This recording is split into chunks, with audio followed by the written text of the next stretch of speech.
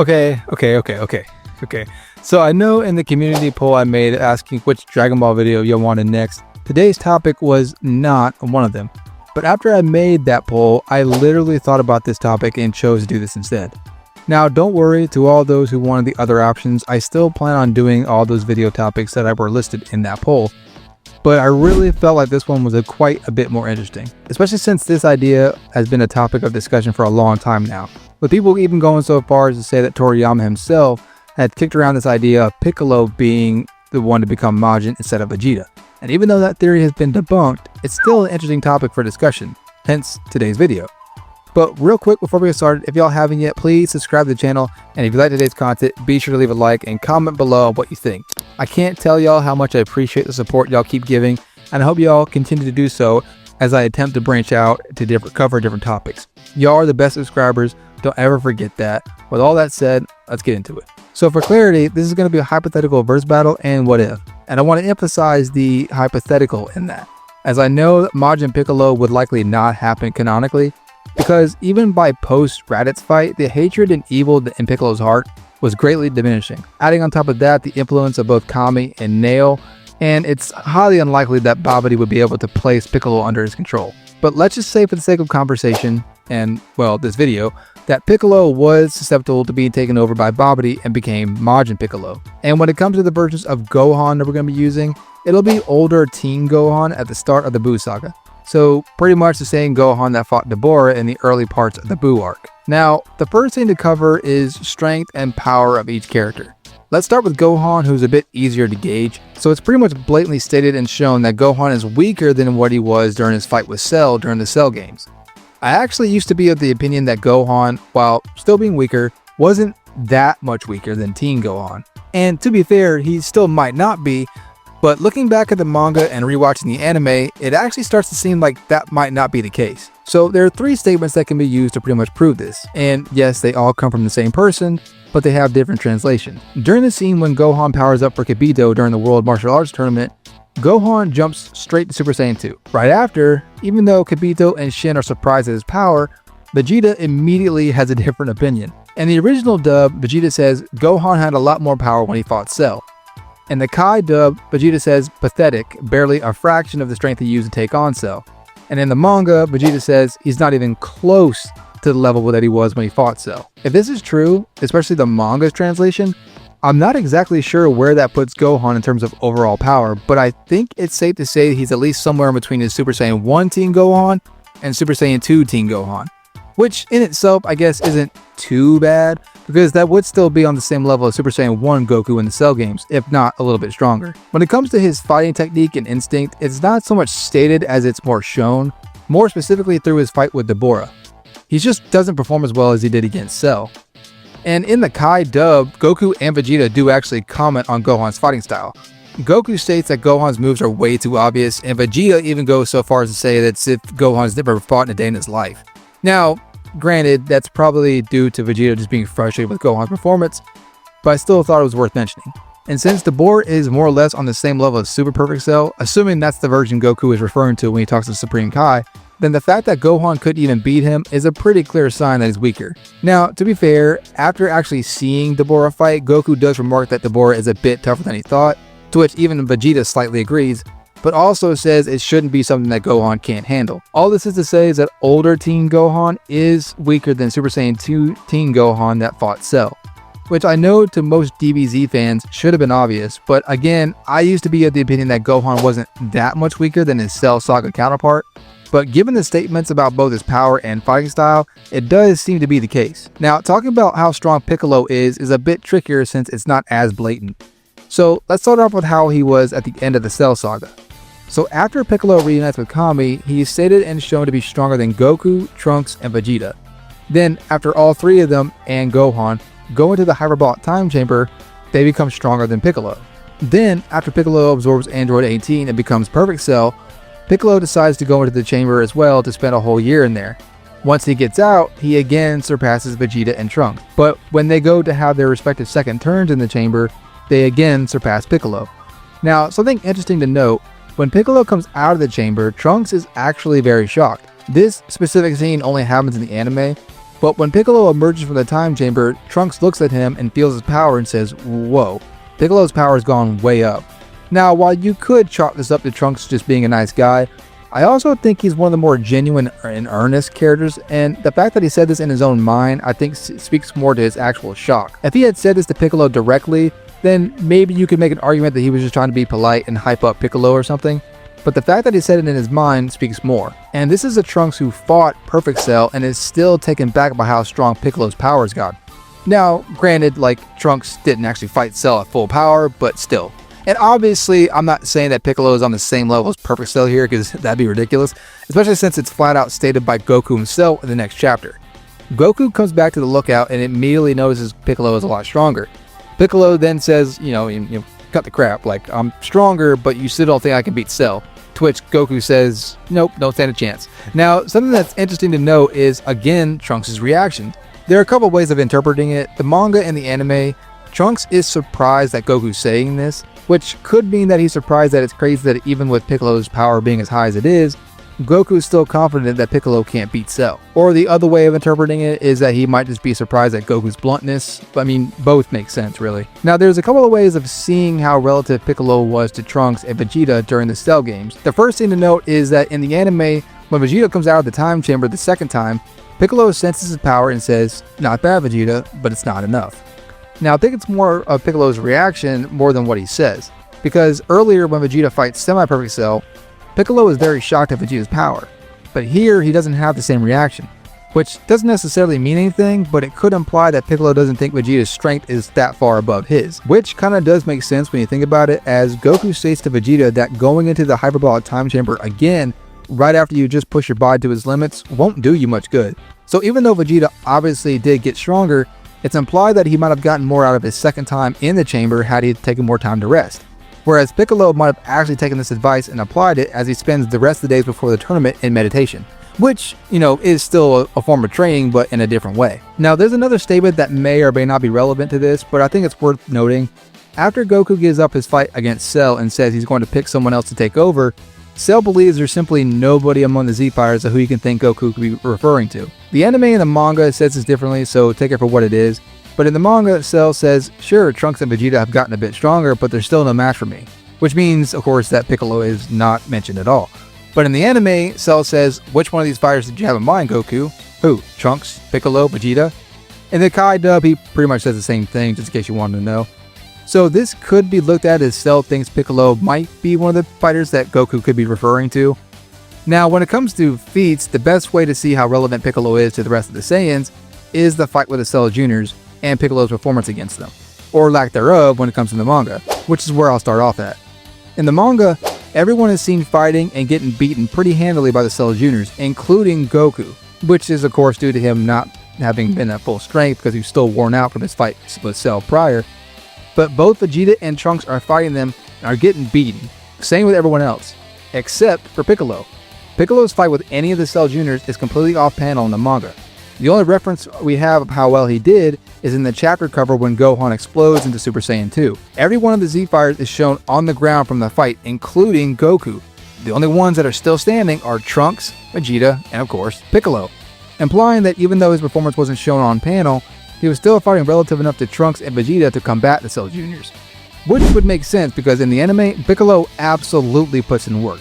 There are some who even go so far as to say he does the most out of the entire group against the Cell Juniors and is actually carrying the fight. And I'm certainly one of those people. I mean, seriously, if you don't believe me, just go back and watch the fight. Piccolo is legit the man in that fight. Now, on the other hand, Vegeta was able to get a good couple of shots in on Perfect Cell. One was right after he killed Trunks and Vegeta went berserk. But it seemed like the first initial blast did more than the rapid fire he unleashed right after, because Cell comes out of the smoke completely unscathed and just stomps Vegeta with one attack. The second time he got another shot in was enough to give Gohan the win during the Kamehameha beam struggle. In the anime, it looked more like his big bang attack, and in the manga, it looked like a simple blast to the face. But either way, it's implied it took everything in him to do so. So, by the end of the Cell games, I honestly put Piccolo just below Vegeta and Trunks in terms of power. Like, yes, they're definitely stronger, but I think the gap isn't nearly as big as some people tend to think it is. Now, fast forward to the Buu arc, and I'll say this right from the jump. Vegeta does train harder than Piccolo. Heck, maybe even anyone else. This is remarked by Goku himself when he fights Majin Vegeta. He states that even though he's been training like crazy in Otherworld, there's a really good chance that Vegeta had been training just as hard, if not harder. So I'm not denying Vegeta is stronger than Piccolo by the beginning of the Buu arc, but I do think it's worth noting that Piccolo also trains, and likely had trained during the 7-year time skip. It's stated by the beginning of the Android Saga that Piccolo trains to escape boredom, and if we assume he spent most, if not all, the 7 years up at Kami's Lookout, I'd imagine he'd get pretty boring, so what else is there to do? Now, if I'm going to guess, I'd say it's likely that half of the training Piccolo did was his meditation, which is again another type of training, but it's also just as likely that the other half was physically training as well. And we saw 2 good examples of how Piccolo makes good use of his years of training. During the 3-year time skip in preparation for the androids, Piccolo went from being only to be able to beat second form Frieza to being able to completely stomp someone stronger than final form Frieza, that of course being Dr. Gero. And the second example is what we talked about earlier. His 1 year in the time chamber took him from being weaker than Imperfect Cell, albeit with a massive power boost due to absorbing countless humans, to being stronger than Super Vegeta when he fought Semi-Perfect Cell. And in the Buu arc, in the anime at least, before the tournament, Dende says to Popo that Piccolo is stronger than he's ever been.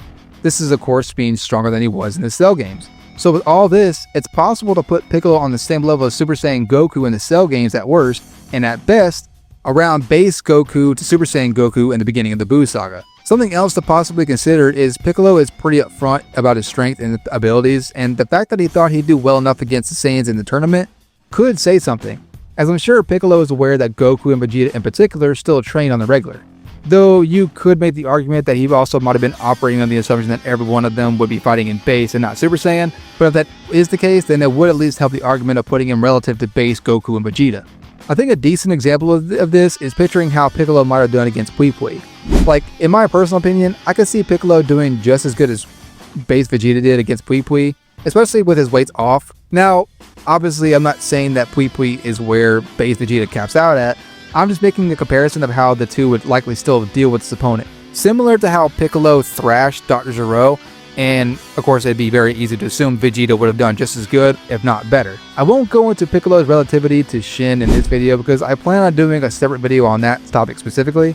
But for now, as I said, at the very best, you can make an argument for Piccolo being on the same level as base Goku in the beginning of the Buu arc, and if you really wanted to highball him, you could maybe getting him scratching into the surface of Super Saiyan 1 Goku in the beginning of the Buu Saga, and at worst, he's on the same level as Super Saiyan Goku during the Cell games. Now, on to the actual topic. So now we need to determine how much the Majin boost would give Piccolo an increase in his strength and capability, and how it might stack up against this early Buu arc saga Gohan. So if you go by the guidebooks, which, full disclosure, I'm somewhat iffy on the guidebooks because they tend to contradict themselves here and there, the Majin boost is very similar to how Elder Kai unlocked Gohan's hidden potential that allowed him to become Mystic Gohan, or Ultimate Gohan, whichever you prefer. But for the Majin boost, it seems like it's more geared towards people who have more evil in their heart. Case in point, people like Deborah, Yakan, and of course, Vegeta. The way that's implied, at least from my understanding, is that the more evil someone has in their heart, the stronger they'll become once they're taken over and possessed by Babidi. A good comparison would be like how in the Naruto series, when the members of the Uchiha clan's hatred grows, the stronger their visual prowess becomes. Now, as I said in the beginning of the video, canonically, this Piccolo would not have as much evil in his heart, like on the level that Vegeta had. So if we do just say for the sake of conversation that Babidi is able to dig just deep enough to reach the evil in Piccolo's heart and take him over, how much stronger would he be? Well, it is tough to say because even with Vegeta already reaching into the Super Saiyan 2 category before he was taken over, the Majin boost put him just on the level of Super Saiyan 2 Goku. But we do know that that is at least stronger than Super Saiyan Teen Gohan was against Cell. But with this Piccolo not having as much evil in his heart, it's tough to say how much of the power boost he'd get from Majin. Like, at best, it'd be the same as Vegeta, but I think it's more likely that it'd be just a bit below that. So if we take it at its highest assertions for Piccolo thus far, the Majin boost would put him at the same level as Super Saiyan 1 Goku with the Buu arc, if you believe Piccolo was already on that same level to begin with. If you think he was slightly stronger than that, then the Majin boost would likely get him just barely scratching into the Super Saiyan 2 tier, probably on the same level as Super Saiyan 2 Teen Gohan in the Cell game, which would make Majin Piccolo at bare minimum on the same level as older Teen Gohan in the beginning of the Buu Saga, if not possibly stronger. So if that is the case, Then toppled that with Piccolo's fighting style and instincts probably being better than Gohan's here, it's going to make for a pretty tough fight for Gohan. Something else I like to bring up is that it's possible that through the years of training, Piccolo's regeneration might have actually improved. Because when he's turned to stone, at some point Trunks accidentally knocks Piccolo's statue over and breaks him into pieces. And once Tabora is killed, Krillin and Piccolo turn back to normal, Trunks almost immediately goes to see Piccolo's body and sees it's still in pieces. He then hightails it to Krillin and Goten to tell him about it, and almost immediately before he does, Piccolo is put back together in a matter of a minute. In the manga, it happens almost immediately, and in the anime, it takes a couple more minutes, but it definitely seems like a lot shorter of length of time than it was when he fought Imperfect Cell and had to buy time just to regrow his arm. And there's a possibility that the Majin boost could amplify his regeneration, though admittedly that's totally my headcanon, so take that with a grain of salt. Something else that might determine the outcome of this fight is the subject of intelligence. I know that between Mystic Gohan versus Super Buu, Gohan states that he's smarter than Piccolo, but to be honest, I'm not really sure if I agree with this. Plus, it is Gohan himself saying this. Book intelligence wise, yeah, I can totally see it, Gohan being smarter. But when it comes to battle instincts and wisdom, I personally put Piccolo above Gohan. Besides, Piccolo has already had more battle experience to top it all off. And just as another headcanon thought, if Piccolo is shrewd enough, and if it's Majin Piccolo who wants to do this, evil tactic, he could speak to Gohan telepathically, as we've seen him do before, and fake that the real Piccolo is trapped behind the Majin Piccolo or something to try to bait and switch Gohan and catch him off guard. So if we're talking about a straight fight without the narrative, then I personally think this fight is at worst 50-50, but at best giving a slight edge to Piccolo here. But if we are going by the narrative, if Gohan is able to last in the fight long enough, then he might be able to appeal to the good in Piccolo, similar to how Goku tried to do in his fight with Majin Vegeta. If this was anyone else, I'd say it'd be less likely that they'd be able to reach Piccolo, with the only other exception being Goku.